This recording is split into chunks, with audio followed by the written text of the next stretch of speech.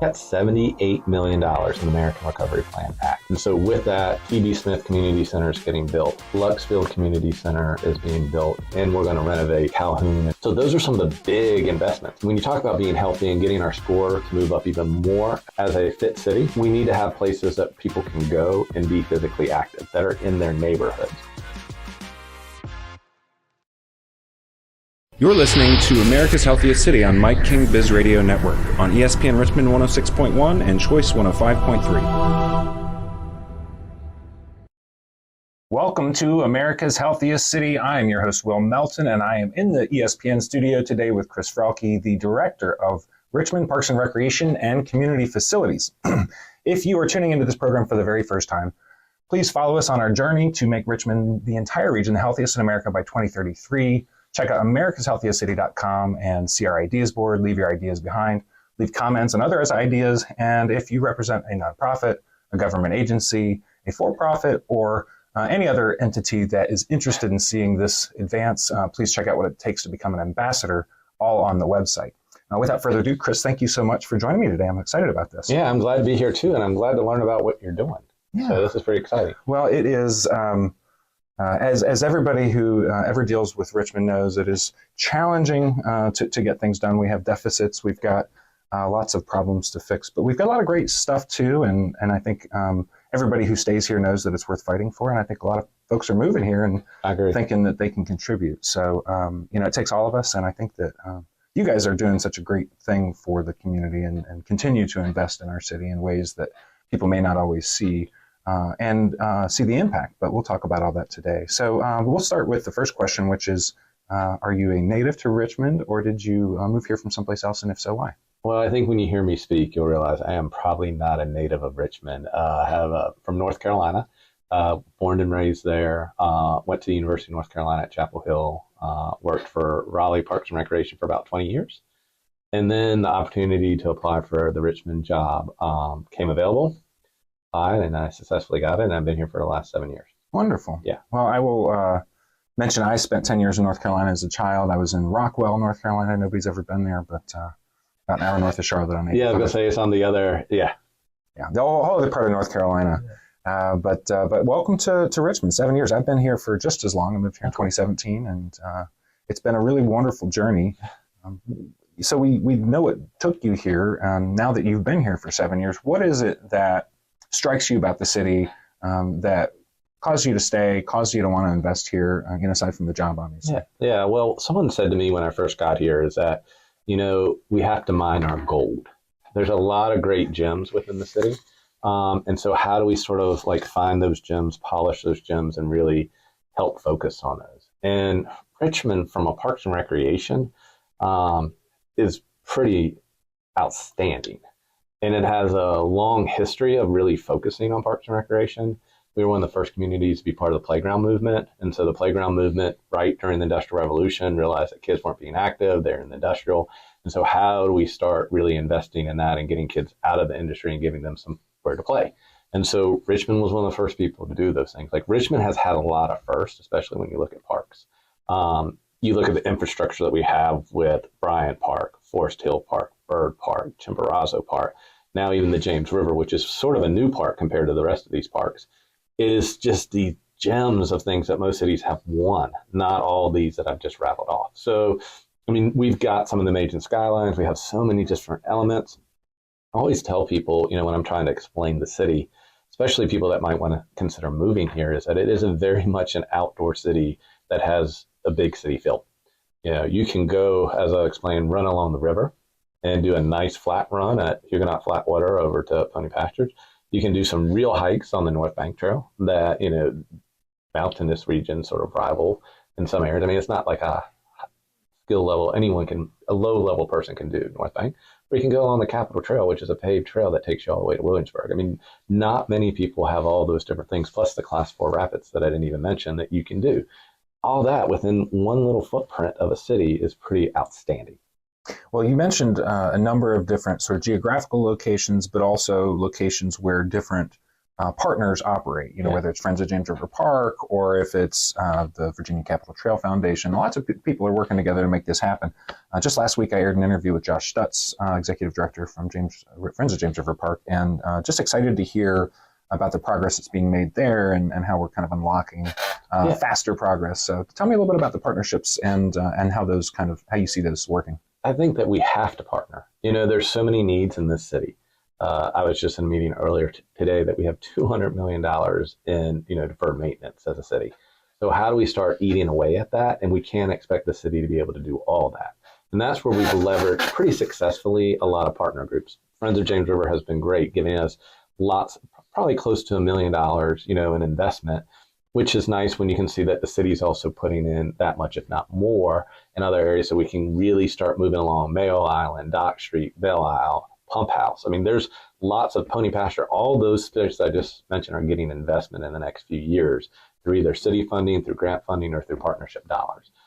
We were both at a ribbon cutting on Monday for the Hotchkiss Trail, and that is Capitol Trees was able to come in and do a segment of the master plan for that park that we didn't have the funding for. So let's say about $1.5 million the city's able to invest, a partner can bring $500,000 in and really finish up that park in a lot of ways. So we do that. My job is to really try to figure out how I bring those partners to the table, how we navigate the city, as long as it's aligning with what the community wants and needs. And you have to make sure you're doing that and you're having some robust engagement so that when you have a plan, you can execute it. Because with the Friends of James River, we did the James River Master Plan. So most of the things that the Friends Group are funding are coming from that master plan of what the community asked. Same with Hotchkiss. It was something the community asked for so that we could do that. So there's a lot. We have close to 40 friends groups in the city that are all doing small little projects. The Friends of Jefferson Hill just did a beautiful mural up there. So I think those are the type of things that we work with in partnership with. I told someone the other day, we use this term called a right of entry. That's how we do that. I probably do 2 to 3 right of entries a week because we're letting so many groups try to partner and do different things within our city. So it was maybe last year, or maybe even early this year, that I had folks from Capitol Trees on the show. And at that time, they were still working to close the fundraising gap to be able to do Hotchkiss. So it's kind of cool to be sitting here, several months later, and now ground is broken and progress is going to start being made. I just find that to be the good news that folks need to hear.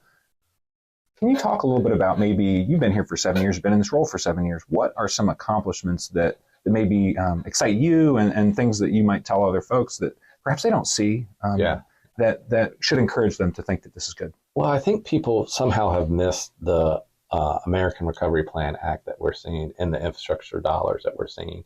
And we have been a benefit of that in the Department of Parks and Recreation. We got $78 million in the American Recovery Plan Act. And so with that, T.B. Smith Community Center is getting built. Luxfield Community Center is being built. And Southside Community Center is also getting an addition add to it. And we're going to renovate Calhoun and have the pool restored in that. Those are the big projects. But we're able to acquire, with the partnership back with the Northern Administration, the James River Branch Trail line. So now we'll have sort of a mini Capitol Trail on the south side that will bring you right up to Crooked Branch Ravine. We have dollars in the budget and we have plans, and we hope to go out to bid very soon for Crooked Branch Ravine to connect you over to the backside of Forest Hill Park from over in that area. And we also have dollars to do Texas Beach. And so we have designs pretty much finished up, and we're now getting everything ready to go out to bid for Texas Beach. So those are some of the big investments. And when you talk about being healthy and getting our score to move up even more as a fit city, we need to have places that people can go and be physically active that are in their neighborhoods. And so those are the things. And then one last thing that's not maybe what we associate with the fittest city, but there was a lot of news when you got here and when I was here about East End and Evergreen Cemetery and Forest View. We have been working over the last year with all the descendants and a lot of different community partners. We got very clear consensus from the group that they wanted the city to take over those cemeteries because they were privately held cemeteries. Mm-hmm. But we successfully were able to do that, and we're working in partnership with them. I also think getting the new headquarters that we got Thursday is huge. That's transformational to have that kind of building for our community to go to, but more importantly, our kids. So we've been working with RPS, so their football teams, and we have a game there actually this Friday night, so that they can use that high level quality of a space to play in. And so the more we can get that for our citizens, the more we can get them exposed to healthy activities, the more we'll see that, some of these disparities of health that we've seen. When I first moved here, people in Richmond, some depending what zip code you live, was 20 years less than another zip code. And so the more we can get these kind of built environments into those areas, the more we can really move that needle to be that fittest city. Well, that's wonderful. And when we come back from this break, we'll talk a little bit more about park infrastructure and how that impacts our city. We'll talk about the Fall Line Trail as well. We'll be right back. Thank you for listening to America's Healthiest City on Mike King Biz Radio Network.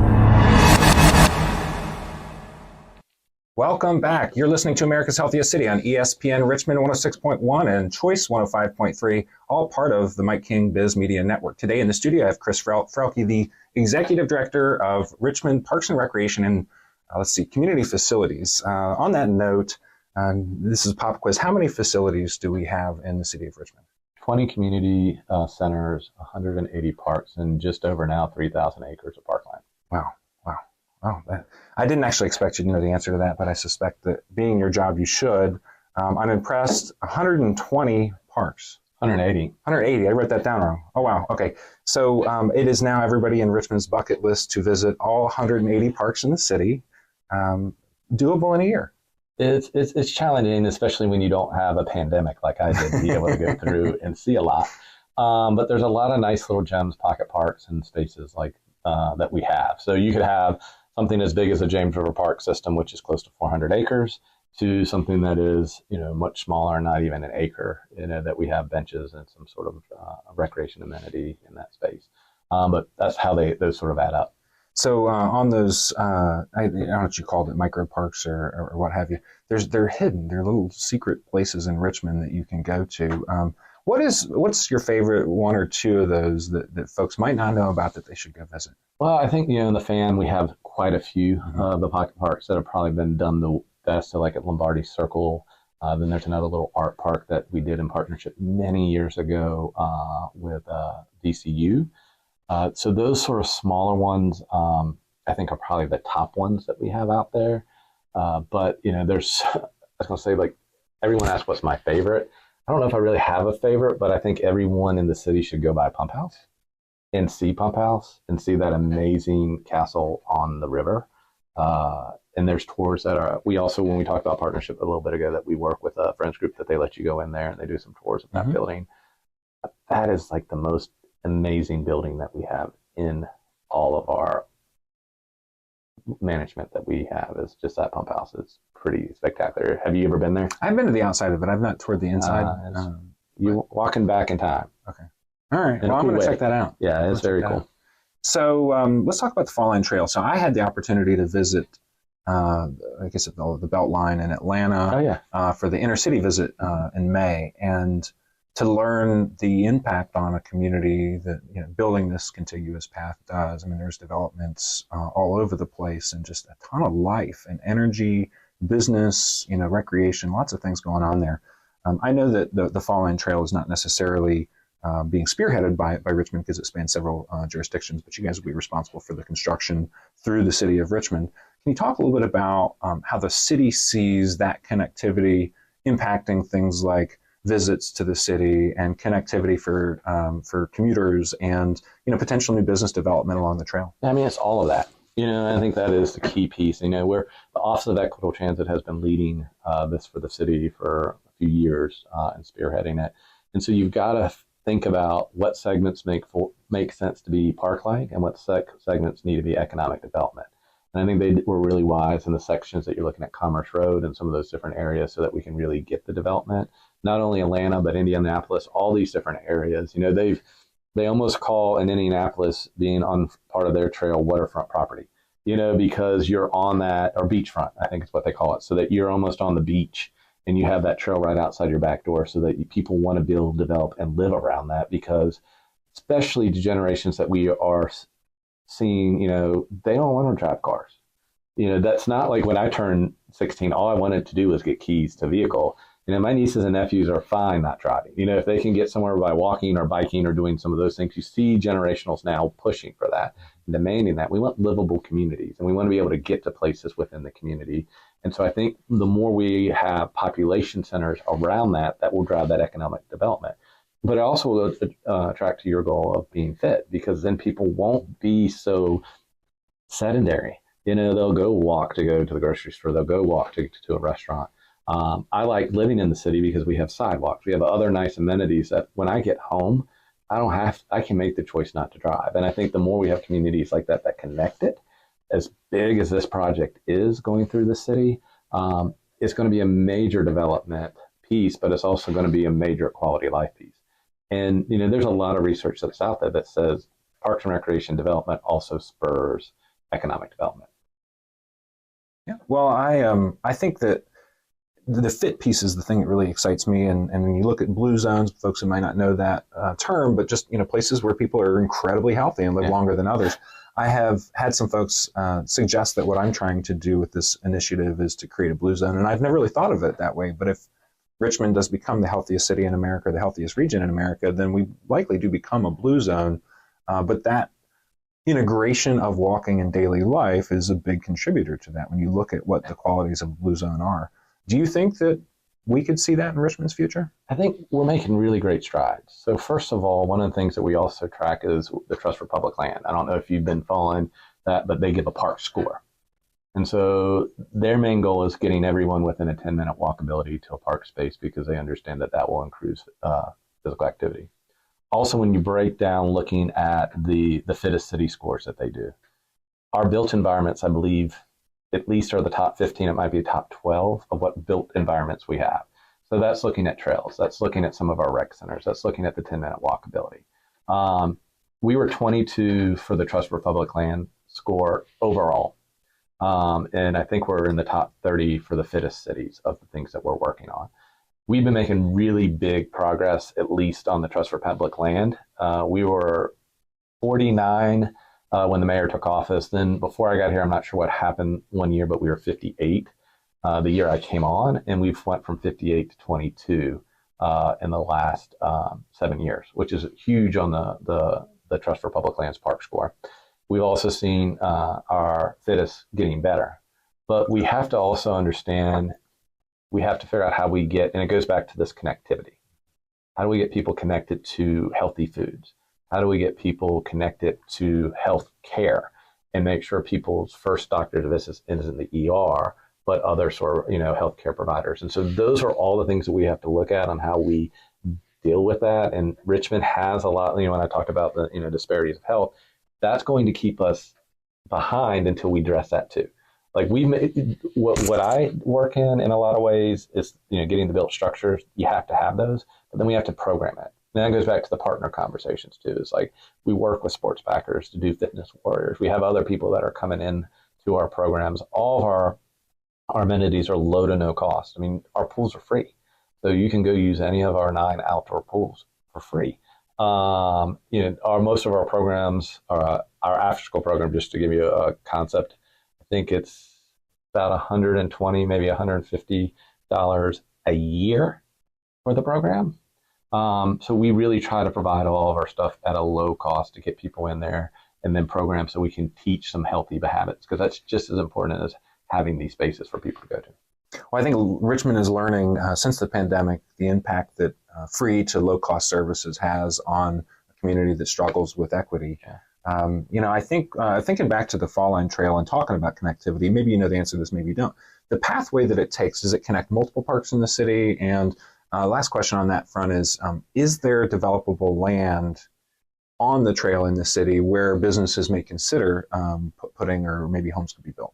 So 2 things. One, I wanted to answer, yes, I think we can become the top fittest city. Okay. So I think that is very doable, but I think it has to be beyond parks and recreation. We also need to have the conversation, which I'm sure you're having with healthcare providers and others industries, to make sure we do that. 2, there is a lot of development land that can happen there. And one of the things that has been sort of the conversation, does the city need to acquire some of that development land to learn from these other areas that didn't buy the land up around it? And so then you lose affordable housing because they become this prime real estate for people to go. You look at Atlanta, you look at Indianapolis, you look at Greenville, South Carolina, which I think is even a better example because these are more of our footprint, our size cities. But when Greenville, South Carolina decided to open back up their river, which was covered by a bridge, that area, was very not marketable. A million people didn't want to buy property there. And when they built that there, it's one of the most expensive places to live in the city. And so now the city can't do affordable housing there because they let developers do that. So you have to have a balance in that, but there is a lot of opportunity on the south side of where the trail goes to do that. And it does connect through Kanawha. And then what they're talking about too, so it'll come through Canal Plaza, but what they're talking about too is how they thread it so that it may have offshoots so that you can go to other park facilities right off the trail. So that then we can figure out how we get funding to do our new Broad Rock Creek, which is really close to the Fall Line Trail. So that could be those that want to go down and be more of down a commerce type area. They can go that route, or you can shoot off and go through a nice sort of wooded setting and more sort of what you're going to see in a park.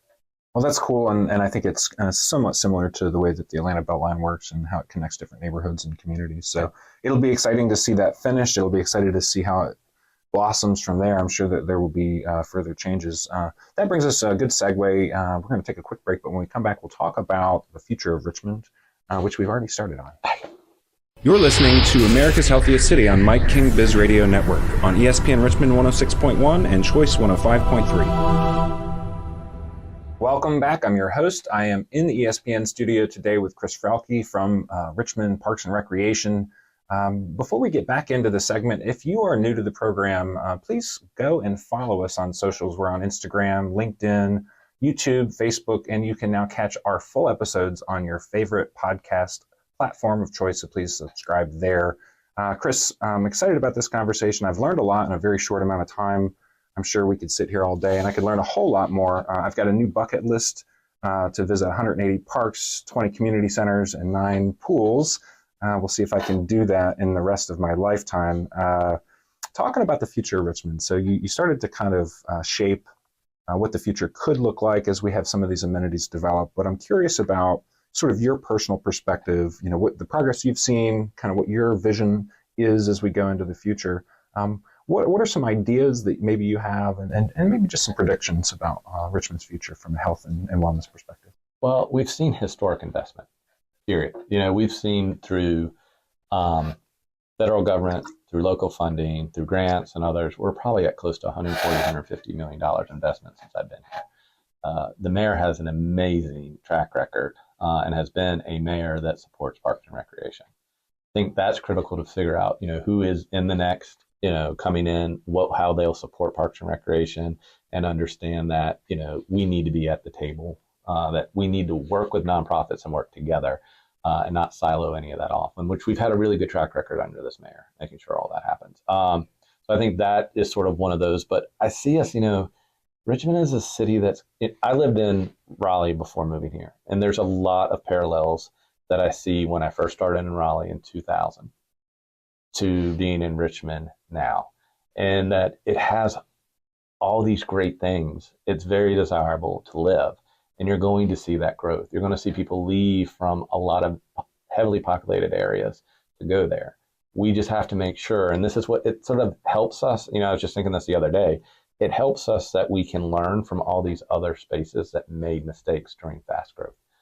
I've been able to realize that one of the biggest things we need to do, and we did get some dollars for the American Recovery, is to acquire land, large tracts of land. Because when you grow, then they're no longer there. You can try to take a parking lot and return it into something, but it's much harder if you can do that. So looking to the future and making sure you learn the mistakes from these other municipalities, because we're going to see large growth.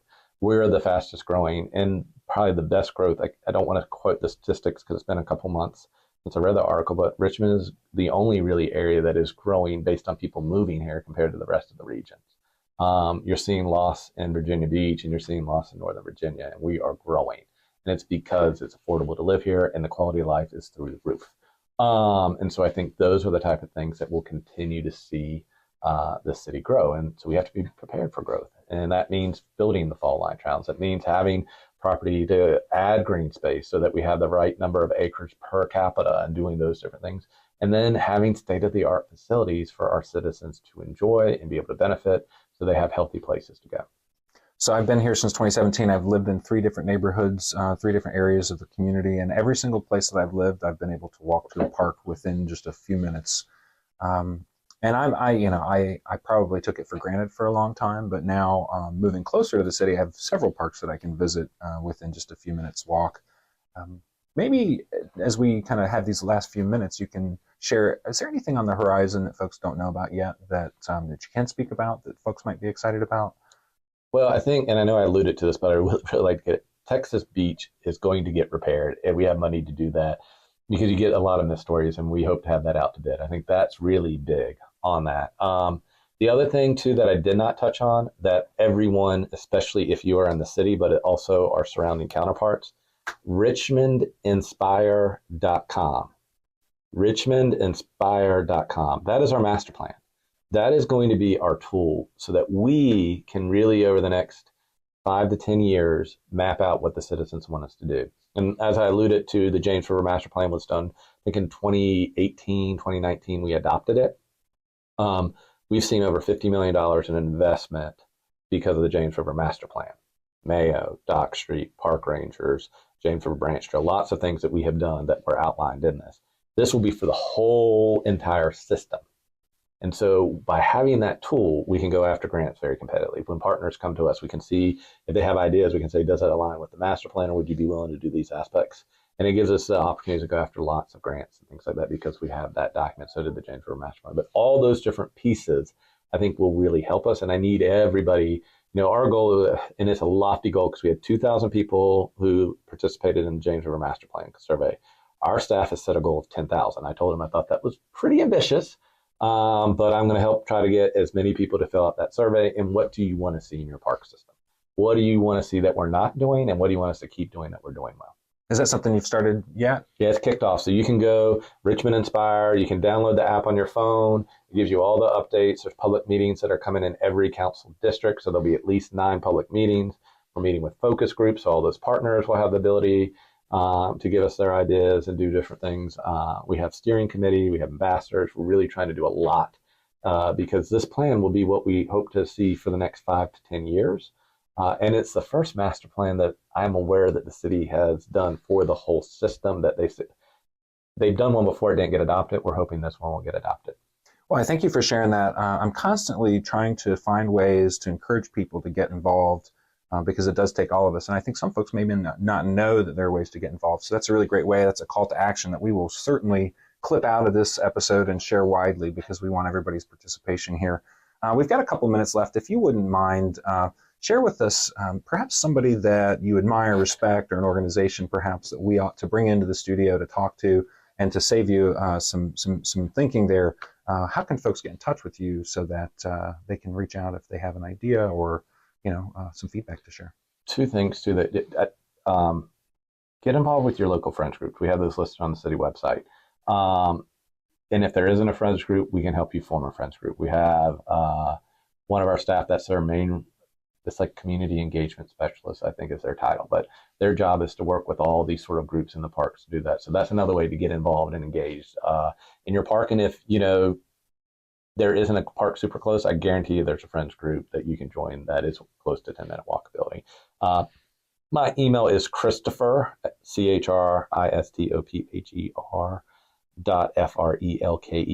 @rva.gov. Just email me directly. I know that could be a lot of people, but I try to respond within 24 to 48 business hours back, but I can also just connect you to the right person. Sometimes that's easier to do on that, so people can get involved in that way.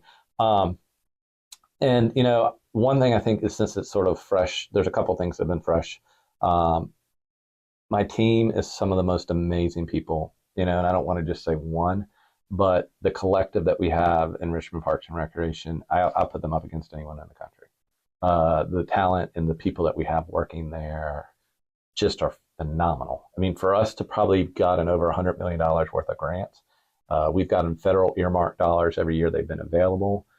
It's due to the people that write extremely strong, care about this city. I have a lot of people that have been in Richmond their whole entire life, and this is the pride that they have is just sort of contagious. And so that's huge. And then the friends of Bryan Park were pretty helpful actually with the fall line. And we worked with them for several years before the final line came into fruition so that we could actually connect their park. Because the way that park was built, it never was a master plan that was done. And so you had a lot of elements that were disjointed, and the fall line trail will help connect that, and that park will really become more park-like when that comes instead of different factions throughout. So I appreciate them, but I appreciate all of those volunteers that we have throughout the system. I mean, we have hundreds of people that come in every day and love their parks. When I came to the city, the one thing I was told over and over, people love their parks, people love their parks. And that is true. Like coming from a different municipality, I never saw this level of involvement, this level of care. I go into meetings, people know who I am, because they know who the director of parks is. That's probably more important to them than most other people within the system because they love their parks, they care about the parks. We have a long way to still go, but I think they all have seen major improvement over the last decade in their park system. And so they're all pretty happy and proud of that because together we've accomplished a ton. Like I could not sit here in the 28 minutes that we have and go through the whole scorecard of what we've been able to accomplish in parks in 7 years. I don't even remember it all. Sometimes I'm like, oh crap, yeah, we did that. You know what I mean? So I love it. Well, if we had more time, I'd keep going. I wish I did have more time because it's been a fascinating conversation.